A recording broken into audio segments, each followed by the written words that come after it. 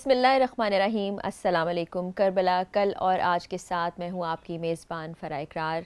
آج نواں محرم ہے۔ نواں محرم دل پر بہت بھاری گزر رہا ہے، اپنی کیفیت میں الفاظ میں بیان نہیں کر سکتی اور نہ ہی کر پاؤں گی، اور کوئی بھی ایسا شخص جو کہ حضرت امام حسین سے عقیدت و محبت رکھتا ہے، اہل بیت اور آل محمد صلی اللہ علیہ وسلم کی محبت اس کے دل میں پنپ رہی ہے، وہ دل کا حال نہیں بتا سکتا، دل کھول کے نہیں دکھا سکتا۔ آج کی رات کیسی گزری، کربلا میں کیا کچھ ہوا، اور بہت سے ایسے واقعات جو ہمارے دلوں کو مزید بھاری کریں گے، ہمیں گریہ وزاری پر مجبور کریں گے، دل میں بہت سا دکھ آئے گا، آنکھوں سے بے پناہ آنسو رواں ہو جائیں گے، کیونکہ ہم محبت اور عقیدت رکھنے والے لوگ ہیں، لیکن پھر بھی ہمیں یہ واقعات آپ کو بتانے ہیں، آپ تک پہنچانے ہیں، تاکہ ہم حق اور باطل میں فرق سمجھ سکیں، ہم سمجھ سکیں کہ وہ راستہ کون سا ہے جسے ہمیں اپنانا ہے، اور وہ راستہ کون سا ہے جس پر ہمیں گردن تو کٹوا دینی ہے لیکن کبھی جانا نہیں ہے، جس کی مثال حضرت امام حسین عالی مقام رضی اللہ تعالیٰ عنہ نے ہمارے سامنے رکھی۔ اور فہد علی کاظمی میرے ساتھ موجود ہیں، اللہ تعالیٰ ان کو جزا دے، اللہ تعالیٰ ان کے لیے عافیت کا معاملہ کرے کہ یہ اتنا سب کچھ پڑھ کے جمع کر کے ہم تک پہنچاتے ہیں، اور ان کی باتوں سے گریہ بھی طاری ہو جاتا ہے۔ فہد، بہت شکریہ آپ کا میں ایک مرتبہ پھر ادا کرنا چاہوں گی، کیونکہ جس طرح کے بیانات آپ ہم تک پہنچا رہے ہیں، جو چیزیں آپ پہنچا رہے ہیں، یہ بھی ایک عبادت کی شکل ہے، اور الف ٹی وی کے سر بھی یہ سہرا جاتا ہے جس نے یہ مجلس کرنے کا ہمیں موقع فراہم کیا، جس کے ذریعے سے ہمارے دیکھنے والے بھی بہت کچھ سیکھ رہے ہیں، سن رہے ہیں، مجھ جیسی کم علم انسان کی زندگی میں بھی بہت سا علم شامل ہو رہا ہے۔ بڑے بوجھل دل کے ساتھ ہم آج کے ایپیسوڈ کا بھی آغاز کرتے ہیں، کیونکہ مجھے پتہ ہے کہ جو کچھ آپ بتانے والے ہیں اس کے بعد میرا خود پر قابو بھی نہیں رہے گا اور بڑا مشکل ہو جائے گا۔ تو فہد، آج کیا غم کی داستانیں، کیا کرب و بلا کے واقعات لے کر آئے ہیں آپ؟ تھینکس الاٹ فرح، پہلے تو میں آپ کا الف ٹیلی ویژن کا بہت ممنون ہوں۔ اس دور کے اندر امام علی مقام کے حوالے سے کنورزیشن کرنے کی اجازت مہیا ہونا، اور اس پلیٹ فارم میں اتنے کھل کے، اور ہم نے الحمدللہ اللہ تعالیٰ کے فضل اور کرم سے آبجیکٹیو انداز میں، نان سیکٹیرین انداز میں، بے شک۔ فرقہ واریت سے بالا تر ہو کر فیکٹس کے لیول کے اوپر یہ کنورزیشن کی۔ میں آپ کا بہت ممنون ہوں۔ آپ نے بہت ہی خوبصورت انداز سے امام علی مقام امام حسین علیہ السلام کے حوالے سے اس ٹرانسمیشن کو لیڈ کیا، اور ہم دونوں کے لیے یہ باعث شرف ہے، ہماری ساری ٹیم کے لیے، بالکل۔ ہمارے ساتھ جو کیمرہ پرسنز ہیں، ہماری مینجمنٹ، جو پیچھے لوگ ہیں، بہت سے لوگ ہیں جو اس ٹرانسمیشن کو جنہوں نے ہمارے سامنے سکسیسفلی ایئر کرنے میں مدد کی۔ اللہ ان سب کی توفیقات میں اضافہ کرے آمین ہمارے ثم ویورز کے آمین۔ لیے۔ اور مجھے حضرت داتا صاحب کا ایک جملہ یاد آتا ہے۔ داتا صاحب شیخ علی بن عثمان نجویری رحمۃ اللہ علیہ فرماتے ہیں، سننے والے کا مقام بولنے والے سے بڑھ کر ہے، سبحان اللہ۔ کیونکہ جو سنتا ہے وہ رب تعالیٰ کی رضا کے لیے سنتا ہے، جو بولتا ہے کبھی رب کی رضا کے لیے بولتا ہے، بہت دفعہ اپنی ذات اور اپنے ہی نفس کو راضی کر رہا ہوتا ہے۔ تو اللہ سے فرح میں یہ دعا کرتا ہوں کہ ہم جو بول رہے ہیں ہم رب کی رضا کے لیے بولیں، ہمارے آمین ثم اپنے نفس آمین۔ کی رضا کے لیے نہ بولیں، اور ہمارے سننے والے تو یقینی طور پہ، مجھے علم ہے جو اس کو سوئچ کرے گا وہ یقینی طور پہ رب کی رضا کے لیے ہی سنے گا انشاءاللہ۔ انشاءاللہ۔ اور جیسے آپ نے ٹیم کا ذکر کیا تو دیکھنے والوں کو میں یہ بتاؤں کہ فہد کی تو بڑی ہمت ہے، یہ بڑا کمپوز رہ کے بیانات ہم تک پہنچا رہے ہوتے ہیں، میں بھی کوشش کرتی ہوں، لیکن آنسو اور سسکیاں جو ہمارے سیٹ پر بیٹھے لوگ، جو چاہے کیمرے کے پیچھے ہیں، چاہے پروگرام کے ایسوسیٹس ہیں یا پینل پہ بیٹھے ہوئے، ہم سن سکتے ہیں، اور ایسے وقت میں خود کو قابو رکھنا اور آپ تک پروگرام پہنچانا بھی مشکل ہوتا ہے۔ اور آج بھی آپ اندازہ لگا رہے ہوں گے کہ ہمارے اندر وہ انرجی، وہ قوت، وہ ہمت نہیں ہے، کیونکہ یہ دن بڑا بھاری ہے، اس دن کی نسبت ہی ایسی ہے کہ آپ بوجھل ہو جاتے ہیں۔ تو فہد، ہم شروع کرتے ہیں پروگرام کا سلسلہ، وقت ویسے ہی بہت کم ہے اور واقعات بہت بھاری جی جی اور بہت زیادہ ہے، شہادتوں کے جی آغاز ہونے جا رہے ہیں۔ فرح، ہم 9 محرم الحرام کو آج روز عاشور 10 محرم 61 ہجری کے کچھ واقعات آپ کے سامنے پریزنٹ کریں گے، بالکل۔ اور کل کا پروگرام انشاءاللہ 10 محرم انشاءاللہ۔ الحرام کو جو نشر ہوگا، ہم چاہیں گے کہ شہادتوں کے بعد کے واقعات بھی پریزنٹ کیے جائیں، تاکہ ایک بالکل۔ یہ سیریز مکمل ہو، بے شک۔ کلمنیٹ ہو۔ جیسے کہ کل عرض کیا گیا تھا کہ امام علی مقام امام حسین علیہ السلام نے شب عاشور عبادت کے لیے مہلت طلب کی کہ وہ ایک رات رب العزت کی عبادت کرنا چاہتے ہیں.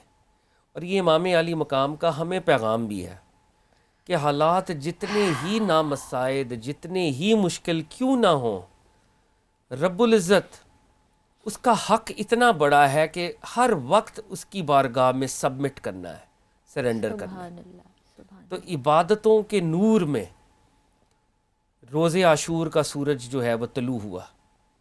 اور اس سے پہلے جو امام علی مقام نے ایک اہتمام فرمایا، عام طور پہ امام علی مقام کے ساتھ جیسے کہ ایک دن عرض کیا تھا کہ مؤذن ٹریول کر رہے تھے، آپ کے مؤذن اذان دیا کرتے تھے، جی لیکن 10 محرم الحرام کو آپ نے اپنے مؤذن سے کہا کہ آج آپ اذان نہیں دیں گے، اور اپنے بڑے بیٹے علی اکبر علیہ الصلاۃ والسلام کو حکم دیا کہ وہ اذان دیں. تو فجر کی اذان جو ہے وہ جناب علی اکبر نے دی.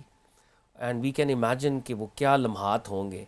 اور یہ آخری فجر کی اذان ہے جو دی گئی اور جو انصار اور اہل بیت رسول نے، نوجوانوں کی خاص طور پہ بات کر رہا ہوں، جو اس دنیا میں انہوں نے ادا کرنی تھی. اس کے فوری بعد امام حسین علیہ السلام نے ایک دعا فرمائی ہے، اور وہ دعا کا ٹیکسٹ بھی میں اگر آپ کے سامنے شیئر کروں. ضرور فہد. دشمنوں کی آرمی جو ہے وہ امام حسین علیہ السلام کی طرف بڑھ رہی تھی، تو آپ نے اپنے دونوں ہاتھ بلند کیے اور فرمایا، خداوندہ ہر مصیبت میں مجھے تجھ پر بھروسہ ہے، ہر طرح کی سختی میں تجھ ہی سے مجھے امید ہے، جو بلا مجھ پر نازل ہو اس میں تیرا ہی سہارا ہے. دنیا میں کتنی ہی آفتیں ہیں جو مجھ پر پیش آئیں، جس میں دل بیٹھ جائے، جس میں کوئی چارہ کار نہ ہو، جس میں دوست کا ساتھ نہ دے، لیکن میں نے ہمیشہ تجھ پر بھروسہ کیا، تجھ سے اپنا درد دل کہا، تیرے سوا کسی سے کہنے کو کبھی دل نہ چاہا، تو نے ہی آفتوں کو ٹالا، بس ہر نعمت کا بخشنے والا، ہر نیکی کا عطا کرنے والا، ہر مراد کا دینے والا تو ہے. تو امام علی مقام امام حسین علیہ السلام نے روز عاشور یہ دعا فرمائی ہے، جس کو ریکارڈ کیا گیا ہے. جب یہ دعا فرما رہے تھے امام حسین علیہ السلام، تو ایک چیز اور ہم انڈرسٹینڈ کریں کہ امام حسین علیہ السلام نے اب battle front, the swords have been drawn، اب بیٹل فرنٹ جو ہے وہ کھل چکا ہے. تو امام علی مقام کے تو ساتھی ہیں 72، لیکن اب دنیاوی طور پر امام علی مقام نے انہیں ارینج کیا. صحیح. امام علی مقام کے پاس 32 رائڈرز تھے، 32 سوار، یہ آپ کی کیولری ہے، اور 40 آپ کے باپیادہ اشخاص تھے جن کے پاس کوئی سواری نہیں تھی. امام علی مقام کی یہ انفینٹری ہے. اور امام علی مقام نے اس دور میں جب وارز ہوتی تھی تو ایک لیفٹ فلینک ہوتا تھا اور ایک رائٹ فلینک ہوتا تھا. رائٹ فلینک کو میمنہ کہتے تھے اور لیفٹ فلینک کو میسرہ کہتے تھے. اچھا. تو آپ نے رائٹ فلینک اور لیفٹ فلینک بنائے. ایک فلینک پہ حضرت زہیر ابن کین کو متعین کیا، وہ ایک فلینک کو لیڈ کر رہے تھے، ٹھیک. اور ایک فلینک کو حبیب ابن مظاہر لیڈ کر رہے تھے. صحیح. اور اس آرمی کا عرب ورلڈ کے اندر یہ کسٹم تھا کہ علم ہوتا تھا، جھنڈا دیا جاتا تھا. تو وہ جھنڈا حضرت عباس بن علی، عباس علمدار کو دیا گیا. He was the flag bearer of امام حسین's آرمی. اور کیوں نہ دیتے، سرکار دو عالم صلی اللہ علیہ وآلہ وسلم جب بھی جھنڈا دینا ہوتا ہے انہی کے والد علی ابن ابی طالب کو جھنڈا دیا کرتے. وہ بدر کا جھنڈا ہو، وہ احد کا جھنڈا ہو، وہ خیبر کا جھنڈا ہو. بنی ہاشم سرکار مدینہ صلی اللہ علیہ وآلہ وسلم کے جھنڈے کو اٹھایا کرتے تھے.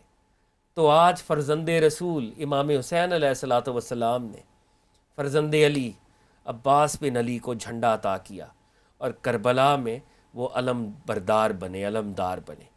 تو اب یہ وار میں آپ نے ایک پورا اپنی ترتیب بھی بنائی ہے، یہ معاملہ بھی ہوا ہے. آپ نے ایک اور معاملہ فرمایا، آپ نے خیموں کو اکٹھا کروایا تاکہ جو آپ کی فیملی ہے، ان کی جو خواتین ہیں، بلیسڈ خواتین، بچے ہیں، ان کی حفاظت ہو. تو آپ نے، یہ ہماری اوتھینٹک ہسٹری یہ بتاتی ہے کہ آپ نے ایک وہاں پر خندق کو کھدوایا، ایک ٹرینچ کو کھدوایا، اور اس ٹرینچ کے اندر آگ جلوائی، تاکہ پیچھے سے حملہ نہ ہو، اور درست. بیبیوں کو جو پاک بیبیاں ہیں ان کو پروٹیکشن دی جائے.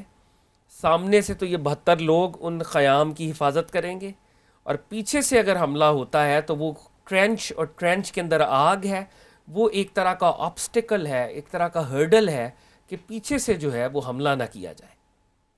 اب امام حسین علیہ السلام نے اپنی آرمی کو جمع کیا ہے، اور شمر ذی جوشن، بدبخت ملعون، وہ وہاں سے گزر رہا ہے، بیٹل فرنٹ کا جائزہ لے رہا ہے، اور وہ یہ کہتے ہوئے گزر رہا ہے، نعوذ باللہ، میں اس کے الفاظ کو کوٹ کر رہا ہوں، نعوذ باللہ، وہ یہ کہہ رہا ہے حسین ابن علی تم نے نعوذ باللہ مرنے سے پہلے آگ جلا لی، نعوذ باللہ. یعنی وہ یہ نعوذ باللہ جوانان جنت کو یہ کہہ رہا ہے، جو جنت کے سردار ہیں، جن کو آقا نے جنت کا سردار بنایا ہے، کہ یہ جو تم نے آگ جلائی ہے، یہ مرنے کے بعد نعوذ باللہ جو گناہ گار ہیں ان کے لیے جہنم ہوتی ہے، تو تم نے زندگی میں ہی آگ جلا لی. رب کی لعنت ہو اس پر. تو شمر ذی جوشن جب یہ جملہ ادا کرتا ہے تو حضرت مسلم ابن اوسجا، جنہوں نے رات شب عاشور کو تقریر بھی کی، وہی مسلم ابن اوسجا جنہوں نے جناب مسلم ابن عقیل کو پروٹیکٹ بھی کیا تھا، بالکل. اور یہ آج یہاں پر حاضر بھی ہیں میدان کربلا میں، یہ کہتے ہیں امام علی مقام مجھے اجازت دیجیے، یہ اس وقت میرے تیر کے نشانے پر ہے، اور میرا تیر کبھی خطا نہیں جاتا، تو میں اس گستاخ کو واصل جہنم کروں. جنگ ہو رہی ہے، شہادت یقینی ہے، سامنے موت ہے، اور امام علی مقام امام حسین علیہ السلام فرماتے ہیں ہم جنگ کا آغاز نہیں کریں گے، سبحان جنگ میں پہل نہیں کریں گے، سبحان اللہ. یہ ہماری سنت نہیں ہے. سبحان اللہ. تو امام علی مقام جنگ کا آغاز نہیں کرتے، اور وہ شمر جو اس وقت قتل ہو سکتا ہے، اور یہ بالکل ویسے ہی واقعہ ہے جیسے جناب مسلم ابن عقیل کو کوفہ میں چھپایا گیا، اور وہ عبید اللہ ابن زیاد کو قتل کر سکتے تھے، لیکن انہوں نے قتل نہ کیا، کیونکہ سرکار دو عالم کی ان کو حدیث یاد آئی کہ اچانک کسی کو قتل نہ کرنا. دس is against شیولری، this is against جواں مردی. تو امام علی مقام نے بھی حضرت مسلم ابن اوسجا کو روکا کہ وہ شمر پر وار نہ کریں، اس تیر کو نہ چلائیں. فرا یہاں پر اب 10 محرم الحرام ہے، دونوں آرمیز آمنے سامنے ہیں. امام علی مقام امام حسین علیہ السلام نے ایک تاریخی خطبہ ارشاد فرمایا. یہ واقعہ کربلا کا کرکس آف دا میٹر ہے. بے شک بے شک. اور یہ جو خطبہ ہے، اس میں جو نکات امام علی مقام نے اٹھائے ہیں، وہ نکات یزید کے لیے اور یزیدیوں کے ایکسپوز کرنے کے لیے بہت بڑی چارج شیٹ ہے، اور وہ کتنے ظالم تھے، اور وہ ہیومینٹی سے کتنے دور تھے. یہ خطبہ اور اس خطبے کے بعد ان کا جنگ کرنا اس بات پر دلالت کرتا ہے. میں یہ خطبہ بالکل فہد، یہ خطبہ ہم پیش کریں گے اپنے دیکھنے والوں کے سامنے بھی، اپنی ٹیم کے سامنے بھی، اور میں بھی اس سے علم حاصل کروں گی. لیکن بریک کا وقت ہو رہا ہے، اس کے بعد خطبہ سنیں گے. ہمارے ساتھ رہیے گا.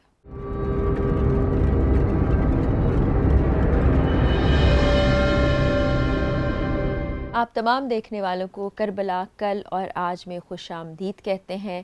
خطبہ حضرت امام حسین علی مقام رضی اللہ تعالیٰ عنہ کا، جو کہ تاریخ میں رقم ہو گیا ہے. ایسے نکات بیان کیے ہیں جو تب بھی ویلڈ تھے، آج بھی ویلڈ ہیں، رہتی دنیا تک رہیں گے.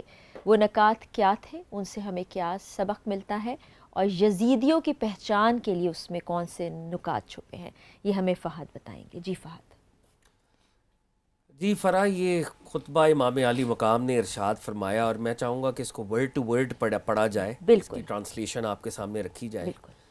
علامہ جریر طبری جو رئیس مفسرین ہیں، رئیس مورخین ہیں، انہوں نے بھی اس کو اپنی کتاب میں ریکارڈ کیا. فرماتے ہیں کہ امام علی مقام نے اللہ رب العزت کی حمد اور ثنا بیان کی، پروفٹ صلی اللہ علیہ وآلہ وسلم پر اور انبیاء کرام پر درود و سلام بھیجا.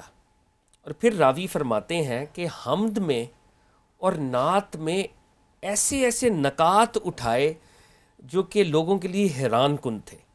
یعنی جب آپ رب العزت کی حمد کر رہے تھے اور پروفٹ صلی اللہ علیہ وسلم پر درود و سلام پڑھ رہے تھے، آپ نے ایسے ایسے فصاحت اور بلاغت والے نقطے اٹھائے جو لوگوں کے لیے حیرت انگیز تھے. علامہ جریر طبری کہتے ہیں کہ راوی یہ کہتے ہیں کہ ہم نے ایسی فصیح و بلیغ تقریر نہ پہلے کبھی سنی تھی نہ بعد میں کبھی سنی ہے۔ تو جب امام عالی مقام نے حمد کی اور درود و سلام پڑھا، وہ فصاحت و بلاغت کا ایک اپنا درجہ تھا اور لوگوں نے اس کو اپنے دل پر محسوس کیا۔ اس کے بعد امام حسین علیہ السلام نے فرمایا، اے لوگوں میرے خاندان کا خیال کرو، میں کون ہوں؟ پھر اپنے دل سے پوچھو اور غور کرو کہ میرا قتل کرنا، میری بے حرمتی کرنا کیا تم لوگوں کے لیے حلال ہے؟ کیا میں تمہارے نبی حضرت محمد مصطفیٰ صلی اللہ علیہ وآلہ وسلم کا نواسہ نہیں ہوں؟ کیا میں ان کے وزیر اور ان کے چچا کے بیٹے کا فرزند نہیں ہوں جو کہ خدا پر سب سے پہلے ایمان لائے؟ جو خدا کے پاس سے اس کا رسول جو احکام لے کر آئے، کیا میرے والد نے سب سے پہلے ان کی تصدیق نہیں کی؟ کیا سید الشہداء حمزہ بن عبد المطلب میرے والد کے چچا نہیں ہیں؟ کیا جعفر طیار شہید دو پروں والے میرے چچا نہیں ہیں؟ کیا تم میں سے کسی نے یہ نہیں سنا کہ رسالت مآب صلی اللہ علیہ وآلہ وسلم نے میرے اور میرے بھائی کی نسبت یہ فرمایا کہ یہ دونوں جوانان جنت کے سردار ہیں؟ لوگو، جو کچھ میں تم سے کہہ رہا ہوں یہی حق ہے، اگر تم تصدیق کرو گے تو سنو، واللہ جب سے مجھے اس بات کا علم ہوا ہے کہ جھوٹ بولنے والے سے خدا بیزار ہوتا ہے اور جھوٹ بنانے والے کو اس کے جھوٹ سے ہی ضرر پہنچتا ہے، میں نے کبھی جھوٹ نہیں بولا، اور اگر تم مجھ کو جھوٹا سمجھتے ہو تو سنو، تم میں ایسے لوگ موجود ہیں، ان سے تم پوچھو، وہ بیان کریں گے کہ میں کون ہوں۔ جاؤ جابر بن عبداللہ انصاری سے پوچھ لو، ابو سعید خدری سے پوچھ لو، سہل بن سعد سعدی سے پوچھ لو، زید بن ارقم سے پوچھ لو، یا انس بن مالک سے پوچھ کر دیکھو، یہ صحابہ تم سے بیان کریں گے کہ انہوں نے میرے اور میرے بھائی کی نسبت رسول اللہ صلی اللہ علیہ وآلہ وسلم کو یہی کہتے سنا ہے کہ یہ دونوں جوانان جنت کے سردار ہیں۔ پھر فرمایا، کیا یہ معاملہ، کیا یہ باتیں، کیا یہ نکات بھی میرا خون بہانے میں تم لوگوں کو نہیں روکتی؟ اب جب امام عالی مقام یہ خطبہ دے رہے ہیں، میں اس خطبے میں کچھ کامنٹ بھی کروں گا، لیکن ابھی اس خطبے کو دیکھتے ہوئے کہ جب آپ یہ فصاحت اور بلاغت کی اپنے خطاب کو فرما رہے ہیں تو شمر نے آواز بلند کی اور شمر نے امام عالی مقام کو روکا، اور جیسے پچھلے پروگرام میں نے عرض کی تھی کہ ٹارچر کی ہر فارم اور ٹارچر کی ایک گھٹیا اور رذیل فارم بد کلامی اور گستاخی ہوا کرتی ہے، اور زبان کے زخم ایٹ ٹائمز تلوار کے زخموں سے زیادہ گہرے ہوتے ہیں۔ تو شمر نے روکا اور اپنے لوگوں کو موٹیویٹ کرنے کے لیے اور امام عالی مقام کی باتوں کا، کیونکہ لوگوں پہ اثر ہو رہا تھا، اس اثر سے نکالنے کے لیے کہا، یہ خدا کی عبادت تو ایک رخ سے کرتے ہیں، نعوذ باللہ۔ یعنی ہم کسی کو کہتے ہیں نا کہ یہ بڑے ون سائیڈڈ بات ہو رہی ہے، جو ہم ماڈرن لینگویج کے اندر بات کرتے ہیں کہ دس از اے ون سائیڈڈ نیریٹو، یہ بڑی یک رخی بات ہے۔ تو اس نے کیا کہا کہ یہ رب العزت کی بات تو بڑے ایک ون سائیڈڈ بات، ون سائیڈڈ نیریٹو بتا رہے ہیں، پتہ نہیں کیا کہہ رہے ہیں، خدا جانے کیا کہہ رہے ہیں۔ تو حبیب ابن مظاہر جو امام عالی مقام کے ساتھی اور صحابی تھے، وہ کھڑے ہوئے اور کہا، واللہ انہوں نے طنزاً کہا، واللہ میں سمجھتا ہوں کہ تو خدا کی عبادت 70 رخ سے کرتا ہے۔ یعنی امام عالی مقام کو تو وہ یک رخا کہہ رہا ہے کہ یہ ایک رخ سے عبادت کرتے ہیں یا ایک رخ سے پہچانتے ہیں۔ تو انہوں نے طنزاً کہا کہ تو رب تعالیٰ کو 70 رخوں سے پہچانتا ہے، تمہاری حیثیت کیا ہے؟ بے شک تو سچ کہتا ہے، تجھے نواسہ رسول کی باتیں سمجھ نہیں آئیں گی، خدا نے تیرے دل پر مہر کر دی ہے، تم بدبخت ہو۔ اور یہ جب ڈائیلاگ ہوا تو امام عالی مقام نے اپنے خطبے کو ریزیوم کیا، اور امام عالی مقام نے فرمایا، اگر تمہیں ان صحابہ کی باتوں میں شک ہے وہ صحابہ کا نام لے رہے تھے نا کہ ان جی صحابہ سے پوچھ لو جو میرے بارے میں اور امام جی حسن کے بارے میں تمہیں جی احادیث سنائیں گے. بالکل تو فرمایا اگر تمہیں ان پر شک ہے تو کیا اس بات پر بھی شک ہے کہ میں تمہارے نبی صلی اللہ علیہ وآلہ وسلم کا نواسا ہوں؟ واللہ مشرق سے مغرب تک میرے علاوہ کوئی شخص ایسا نہیں ہے جو نبی صلی اللہ علیہ وآلہ وسلم کا نواسا ہو. میں تو تمہارے نبی کا نواسا ہوں، بتاؤ تم کیوں میرے در پہ ہو؟ کیا میں نے تم میں سے کسی کو قتل کیا ہے؟ میں نے تم میں سے کسی کے مال کو ڈبو دیا ہے؟ یا میں نے تم میں سے کسی کو زخمی کیا ہے جو مجھ سے قصاص کو طلب کرتے ہو؟ اب یہ خطبہ جو ہے جب اس درجے پر پہنچا تو اس کے بعد جیسے میں نے ایک اور پروگرام میں عرض کیا تھا کہ اس دور میں تو یہ پیڈ واریئرز ہوتے تھے نا، ان جی کو رشوتیں دی جاتی تھیں بالکل یا پیسے لے کے جنگیں لڑتے تھے اسپوائلز آف دا وار کے لیے. جی تو اب وہ کوفہ کے وہ لوگ جن کو رشوت دے کر خریدا گیا تھا وہ سامنے یزید کی آرمی میں بھی موجود تھے، وہ ابن سعد کی آرمی میں موجود تھے. تو امام علی مقام نے خطبے کا رخ ان کی طرف کیا اور کہا اے شبت بن ربی، اے حجار بن الجبر، اے قیس بن اشس، اے یزید بن حارث، کیا تم لوگوں نے مجھے نہیں لکھا تھا کہ میوے پک گئے ہیں، باغ سرسبز ہو رہے ہیں، تالاب چھلک رہے ہیں، آپ کی مدد کے لیے لشکر یہاں آراستہ ہے، تشریف لائیے؟ اور ان لوگوں نے جواب دیا ہم نے تو نہیں لکھا تھا. امام علی مقام نے فرمایا واللہ تم نے لکھا تھا. توبہ. لوگوں میرا آنا تمہیں اگر ناگوار ہو تو دنیا میں کسی گوشہ یمن کی طرف مجھے چلا جانے دو. تو انہوں نے اس کے جواب میں کہا کہ حضور آپ نعوذ باللہ یزید کی بیعت کیوں نہیں کر لیتے؟ اچھا اس وقت پہ اس بھی وقت کہا بھی. گیا. تو آپ نے فرمایا واللہ میں ذلت کے ساتھ ان لوگوں کے ہاتھ میں ہاتھ نہیں دینے والا، نہ غلاموں کی طرح اطاعت کا اقرار کرنے والا ہوں. اب فرا یہ جو خطبہ ہے جو ہم نے ورڈ ٹو ورڈ پڑھنے اور سننے کا شرف حاصل کیا ہے، اس خطبے پر ذرا ہمیں انڈرسٹینڈ کرنا ہے. یہ خطبہ بہت بڑا ہے. امام نے 3 یا 4 لیولز کے اوپر گفتگو فرمائی ہے. نمبر 1، خدا کی ایسی حمد بیان کی ہے جو صرف اہلیان معرفت کر سکتے ہیں. رب العزت پر ایسی حمد اور ثنا کی ہے، پروفٹ پر ایسا درود بھیجا ہے جو انہی کا حصہ ہے. اس کے بعد نمبر 1، اپنی نسبتوں کا اظہار کیا ہے تاکہ کل قیامت میں روز حشر یوم محشر کوئی یہ نہ کہہ سکے کہ ہمیں تو پتہ ہی نہیں چلا، ہمیں تو کہا گیا تھا باغی آ رہے ہیں اور ان باغیوں کے خلاف ہم کھڑے ہیں. اپنا پورا تعارف کروایا ہے کہ وہ کون ہے. تعارف کروایا ہے فہد، اور بار بار کروایا ہے. اس وقت میں بھی انہوں نے کہا کہ شاید لوگوں کو ہوش آ جائے، شاید جو وہ ظلم کرنے جا رہے ہیں اس سے رک جائیں. لیکن ظلم کی یہ داستان تو رقم ہونی ہی تھی. کیسے رقم ہوئی وہ آپ کو بتائیں گے اس بریک کے بعد. آپ الف ٹی وی کے ساتھ رہیے.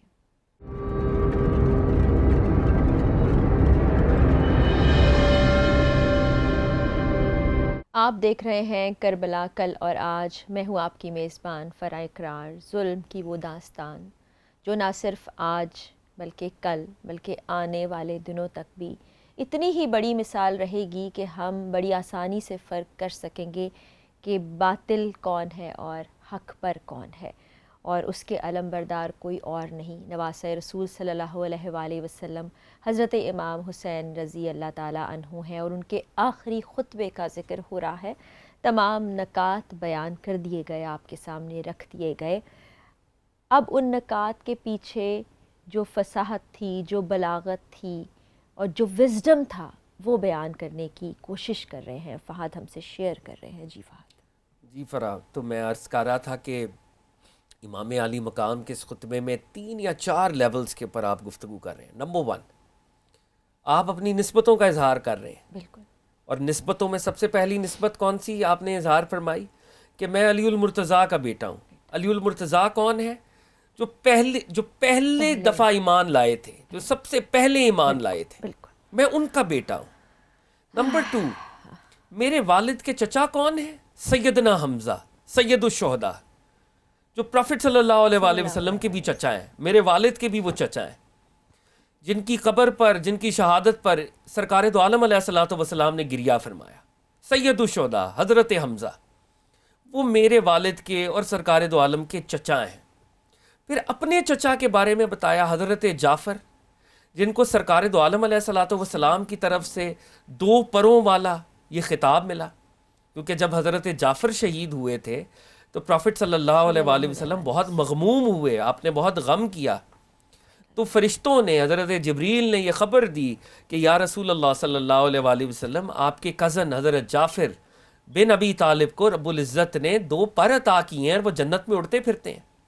تو بعد از شہادت ان کا ٹائٹل تھا جعفر طیار, جعفر جو فلائی کر رہے ہیں, جو پرندے کی طرح فلائی کرتے ہیں. تو آپ نے حضرت جعفر طیار, اور یہ وہی جعفر طیار ہیں جب ہجرت حبشہ ہوئی, جو ہجرت حبشہ پر نجاشی کے دربار پر انہوں نے ہی خطاب کیا تھا جب ابو سفیان مسلمانوں کے خلاف پروپیگنڈا کر رہا تھا. تو حضرت جعفر طیار نے پروفٹ صلی اللہ علیہ وآلہ وسلم کی سیرت پر وہ بے مثال, وہ لازوال خطبہ جو ہے وہ ادا اور ارشاد فرمایا تھا. تو امام عالی مقام اپنی نسبتوں کے سلسلے میں حضرت جعفر طیار کو پیش کرتے ہیں, سرکار دو عالم کا نواسا ہونے کی نسبت کو, اور سرکار دو عالم کے اس ارشاد کو صلی اللہ علیہ وآلہ وسلم کہ حسن اور حسین جوانان جنت کے سردار ہیں. اس کا کیا مطلب ہے کہ جنت میں ہم سب جانا چاہتے ہیں, جو بیسٹ ماڈل ہے جنت کا وہ حسن اور حسین ہے. ان کو فالو کرو گے تو تمہاری نجات اور سیلویشن ہوگی. اور خطبے میں, خطبے کے دوسرے درجے پہ کیا فرما رہے ہیں, میرے کیریکٹر کو دیکھو, I am not a liar, میں جھوٹ نہیں بولتا. جب سے مجھے اس بات کا علم ہوا ہے کہ جھوٹ اللہ کی ناراضگی کا باعث ہے, حسین ابن علی نے کبھی جھوٹ نہیں بولا. اپنی نسبتوں کے بیان کے ساتھ اپنے کیریکٹر کا بیان, اور وہ کیریکٹر جس کو آیا تطہیر گارڈ کر رہی ہے کہ رب العزت نے تو اہل بیت کو پاک رکھا ہوا ہے, اپنے کیریکٹر کا بیان. اور اگر پھر بھی کسی کے دل میں یہ آئے کہ نعوذ باللہ امام عالی مقام اپنے سے نعوذ باللہ بات کر رہے ہیں, تو اب صحابہ کرام کو بطور دلیل پیش کر دیا. اور یہ وہ صحابہ کرام ہیں جو بہت علیل تھے, جو بڑے معمر تھے, جو ایجڈ تھے, جو اپنے گھروں میں تھے, کوئی 90 سال کا, کوئی 80 سال کا, جو اس وقت حیات ہے. اور ان کے نام لے کے کہہ رہے ہیں کہ اگر تمہیں اس بات کا اندیشہ ہے کہ نعوذ باللہ حسین ابن علی سچ نہیں بول رہا, تو صحابہ کے ماننے والوں صحابہ سے پوچھ لو. جابر بن عبداللہ انصاری رضی اللہ تعالیٰ عنہ حیات ہیں, سہل بن سعد سعدی رضی اللہ تعالیٰ عنہ حیات ہیں, زید بن ارکم رضی اللہ تعالیٰ عنہ, انس بن مالک رضی اللہ تعالیٰ عنہ حیات ہیں. ان سے پوچھو کہ ہو از حسن, ہو از حسین. اور جب یہ دیکھیں, یہ تیسرے درجے پر صحابہ کرام کو بطور دلیل پیش کر رہے ہیں. اور پھر آخر میں سب سے امپورٹنٹ بات, بھئی اگر تم نسبتوں کو بھی نہیں مانتے, تم امام حسین علیہ الصلوۃ والسلام کے کیریکٹر کو بھی انڈرسٹینڈ نہیں کرتے, بدبختی کا یہ عالم ہے کہ تم صحابہ کرام کی عزت نہیں کرتے اور ان سے بھی نہیں پوچھتے, تو شریعت پر آ جاؤ. کیا امام حسین علیہ الصلوۃ والسلام نے کسی کا مرڈر کیا ہے جس کے قصاص میں ان کو قتل کرنا چاہتے ہو؟ علی الاکبر نے کسی کو قتل کیا ہے, قاسم بن حسن نے کسی کو قتل کیا ہے, یا 6 ماہ کے علی اصغر نے کسی کو قتل کیا ہے؟ نعوذ باللہ. اگر شریعت میں حکومت وقت کسی کو سزا یا سزائے موت دیتی ہے تو وہ سزائے موت اس لیے دیتی ہے کہ ان کا کوئی جرم ہوتا ہے. امام علی مقام شریعت کے لیول کے اوپر ان کو جھنجھوڑ رہے ہیں کہ تم کیوں اس قتل ناحق سے اپنے ہاتھ دھوتے ہو.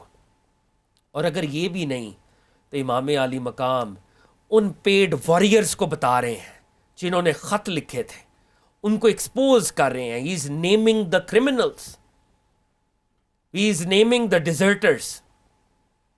تو امام علی مقام کا یہ تاریخی خطبہ, نسبتوں کا بیان, اپنے کیریکٹر کا بیان, صحابہ کرام کی عظمت اور بطور دلیل ان کا پیش کیا جانا, قانون قصاص کا پریزنٹ کیا جانا, اور ان کلرز کو جنہوں نے لیٹرز لکھے تھے ان کو ایکسپوز کیا جانا, یہ وہ فائنل حجت تھی جو امام علی مقام کر رہے تھے.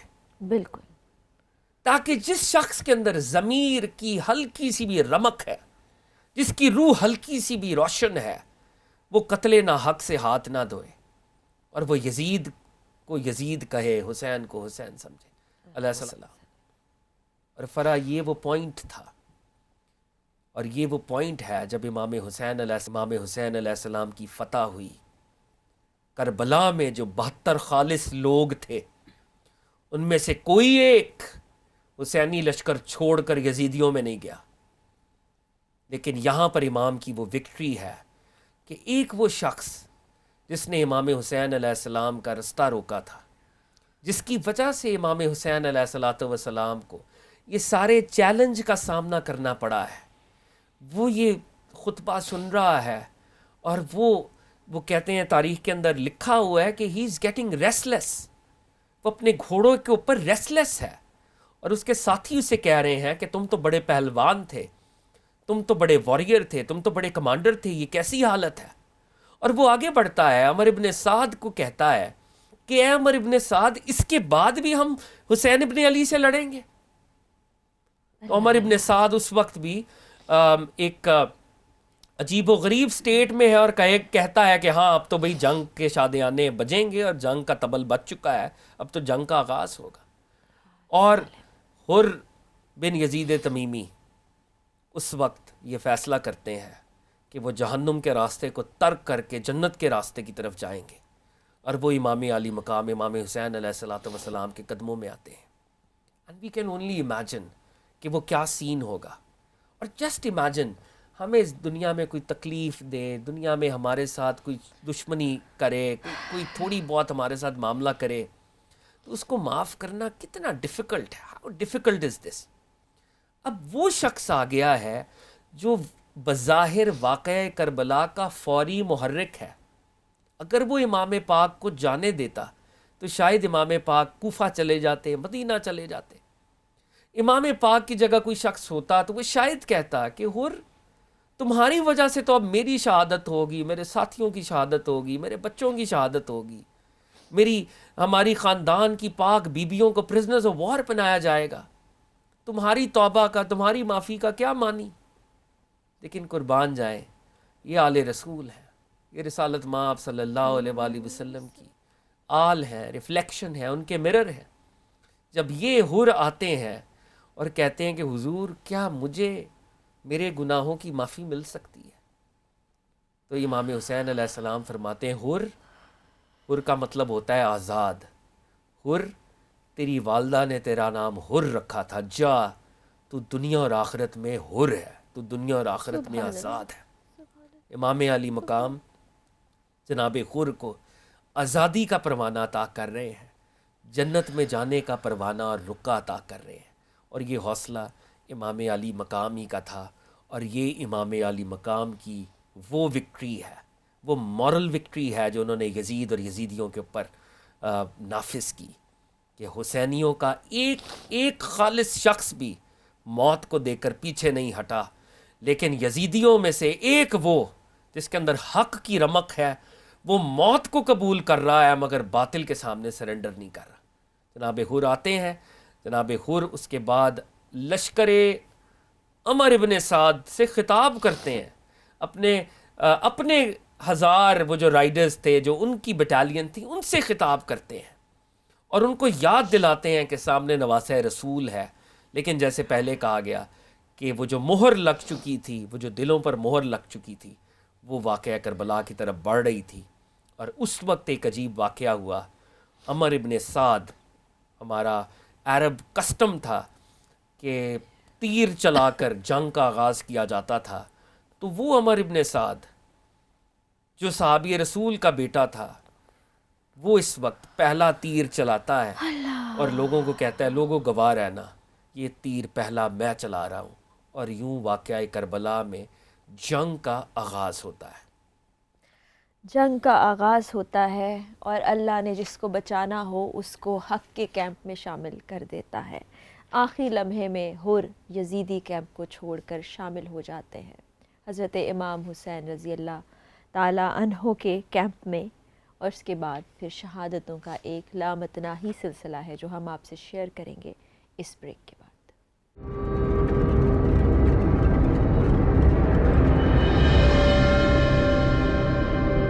کربلا کل اور آج میں ہوں فرا اقرار، میرے ساتھ موجود ہیں فہد علی کاظمی۔ بہت مشکل ہے شہادتوں کو بیان کرنا، اس سے بھی زیادہ مشکل ہے ان شہادتوں کو سننا اور دل پر ان کا بوجھ برداشت کرنا، لیکن آج سے نہیں صدیوں سے یہ بوجھ ہے، رہے گا، لیکن ساتھ ہی ساتھ رب تعالیٰ سے دعا ہے کہ کبھی بھی ہمیں حق کی راہ سے دور نہ کرے، اور اللہ تعالیٰ ہمیں پائے استقامت دیے رکھے اور ہمیشہ ہمیں اچھائی کرنے اور برائی سے دور رہنے کی توفیق عطا فرمائے۔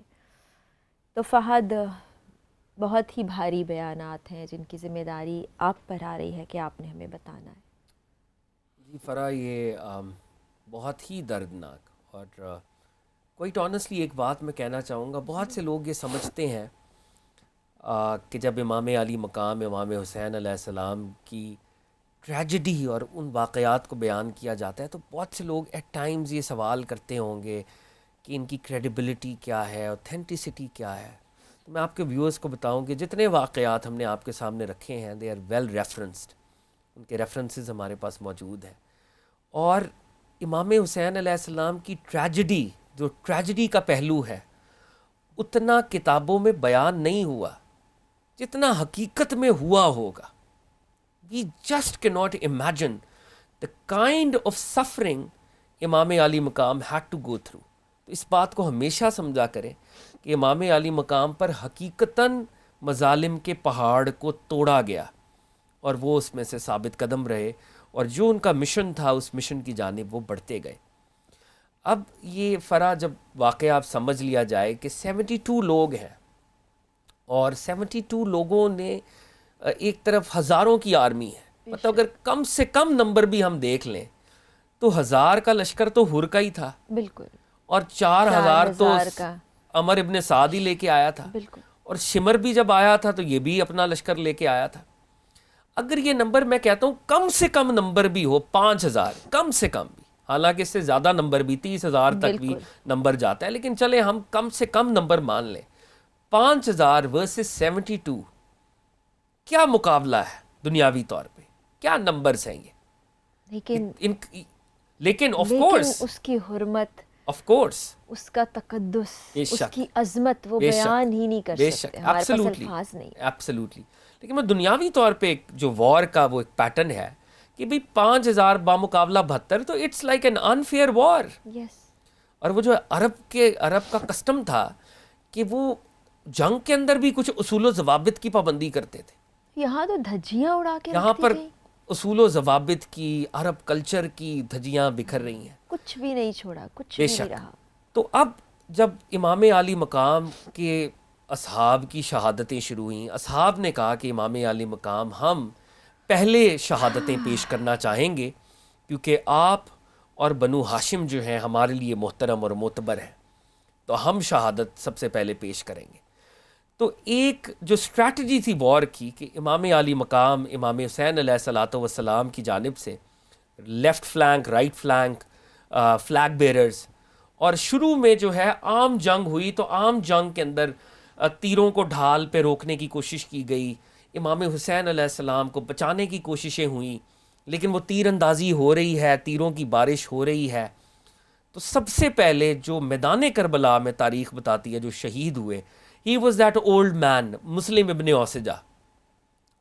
اوسجہ شہید ہوئے، اور ان کو تیر لگا، اور وہ جب آخری سانسیں لے رہے تھے تو وہ اپنے ساتھیوں کو، حبیب ابن مظاہر کو اور زہیر ابن کین کو یہ کہہ رہے تھے کہ حسین ابن علی، نواسہ رسول کی حفاظت کرنا، نواسہ رسول کی حفاظت کرنا، جو ان کے عہد و پیمان تھے اس میں یہ اپنے ذاتی زخموں کو، اپنی ذاتی اس سفرنگ کو یاد نہیں کرتے تھے، بلکہ وصیتیں کرتے تھے کہ امام حسین علیہ السلام کو پروٹیکٹ کرتے رہنا، اور ایک دوسرے سے یہ آخری وعدے ہوتے تھے۔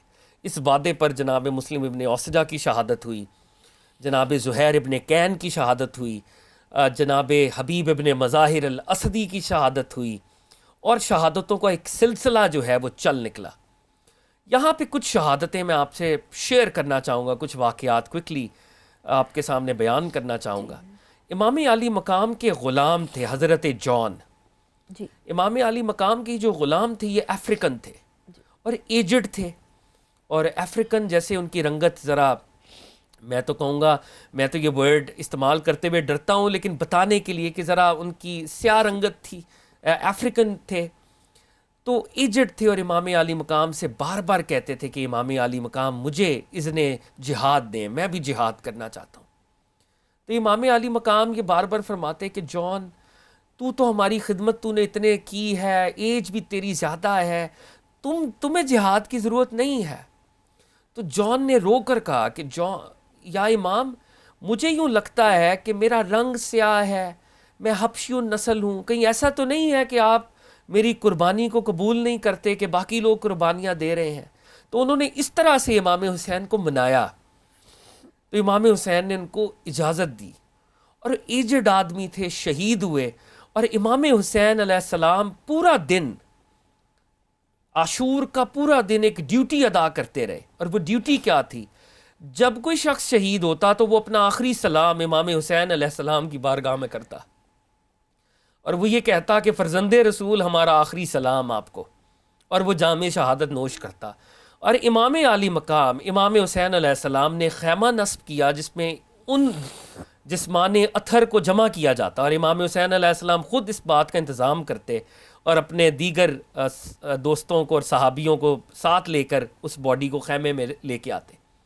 حضرت جان کی آپ جسم اتھر کے پاس گئے، اور حضرت جان کیونکہ یہ کہہ رہے تھے کہ حضور میرا جو رنگ ہے وہ سیاہ ہے، میرے اعمال ایسے ہیں کہ آپ شاید مجھے جہاد کی اجازت نہیں دیتے، تو امام حسین نے اپنی چیک ان کی چیک کے ساتھ لگائی اور کہا الہ العالمین، میرا جسم جان کا جسم، جان کا جسم میرا جسم، یعنی اس طرح کے کلمات ہمیں تاریخوں میں ملتے ہیں۔ تو امام عالی مقام نے حضرت جان کو یہ آنر دیا، اور یہ اصحاب کی شہادتوں کا سلسلہ ہے۔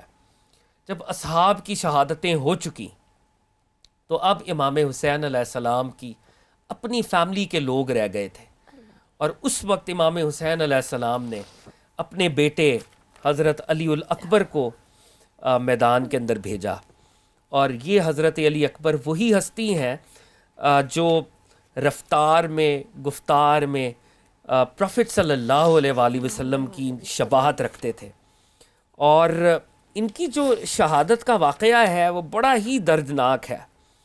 اور ایک اگر ہم سب پیرنٹس ہیں، ہمارے بچے ہیں، بھانجے ہیں، نیفیوز ہیں، نیسز ہیں، اس بات کو، اس ٹریجڈی کو ایک ہیومن لیول پر بھی سمجھنے کی ضرورت ہے۔ بہرحال حضرت علی اکبر کو، جو کہ پروفٹ صلی اللہ علیہ وآلہ وسلم کی شبیہ تھے، ان کو میدان میں بھیجا گیا، اور اس دور کا جیسے ایک طریقہ تھا کہ ہر کوئی اپنا تعارف کرواتا تھا وہ جب بیٹل فرنٹ میں جاتا تھا، تو جناب علی اکبر یہ فرما رہے تھے میرا نام علی بن حسین ہے، قسم ہے کعبہ کی ہم لوگ رسول اللہ سے قریب تر ہیں، ہم لوگ رسول اللہ کے اہل بیت ہیں۔ تو آپ یہ کہتے ہوئے آگے بڑھ رہے تھے، اور یزیدی آرمی میں یہ کہا جا رہا تھا، یزیدی آرمی میں ایک شخص تھا مرہ بن منقد نے کہا کہ یہ جوان جو میری طرف سے یہ کلمہ کہتا ہوا گزرا ہے، قسم ہے کہ میں اس کو قتل کروں گا اور اس کے باپ کو رلاؤں گا، اور اگر ایسا نہ کر پاؤں تو سارے عرب کی مجھ پر لعنت ہو۔ یعنی وہ آل رسول اپنا تعارف کروا رہی ہے، اور یہ زبان سے ایسے کلمات کا اظہار کر رہے ہیں کہ ہم ان کو بھی شہید کریں گے اور ان کے باپ کو بھی رلائیں گے۔ مرہ نے حضرت علی اکبر کو نیزہ مارا، اور دشمنوں نے حضرت علی اکبر علیہ الصلوۃ والسلام کو گھیرے میں لیا، اور یہ ہماری تاریخ یہ کہتی ہے کہ آپ کی باڈی کو استغفر اللہ ٹکڑے ٹکڑے کر دیا۔ انا للہ و انا الیہ راجعون۔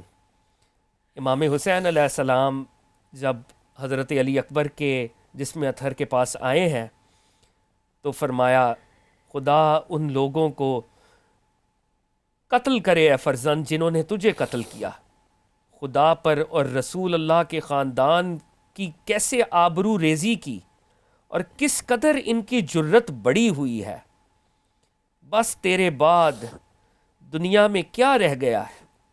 اور امام حسین علیہ الصلوۃ والسلام نے اپنے خیموں کی طرف رخ کیا اور خیموں سے بچوں کو طلب کیا، اور بچے آئے اور وہ حضرت علی اکبر کی کہ جسم اطہر کو ایک خیمے کی طرف لے کے گئے۔ بعد اس کے بعد کیا ہوا؟ بڑی مشکل ہے. اللہ تعالیٰ ہم پر رحم فرمائے، اللہ تعالیٰ آل رسول پر رحم فرمائے، اللہ تعالیٰ جو قربانیاں پیش کی گئی ہیں ان قربانیوں کے صدقے تمام مسلمانوں پر رحم فرمائے. باقی کے واقعات، باقی کا ذکر، باقی کی مجلس اگلی نشست میں ہوگی. اب تک کے لیے اجازت چاہتے ہیں. فرا اقرار کو اور فہد علی کاظمی کو اجازت دیجیے. اللہ حافظ.